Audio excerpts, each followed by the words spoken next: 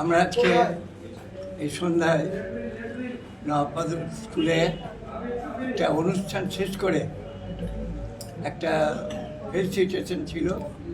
আমরা তারপরে এই হোটেলে এসেছি। অত্যন্ত ভালো, তো বরাবরই বলবার কোনো কারণ নেই, কেন আমরা রেগুলারই আছি।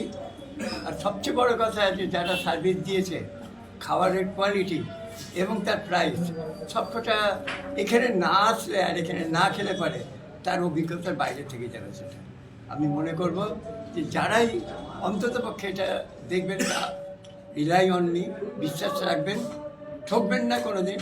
আর এখানে আসলে যে ব্যবহার পাবেন, খাবারের যে কোয়ালিটি পাবেন, তার যে প্রাইস পাবেন, সবকটা কিন্তু একদম সামঞ্জস্যপূর্ণ। আপনাদের খুব ভালো লাগবে। আর আপনাদের কাছে অনুরোধ, আপনারা যদি মুর্শিদাবাদ ঘুরতে আসেন তাহলে অবশ্যই একবার এই হাজারদুয়ারি লজে আসবেনই।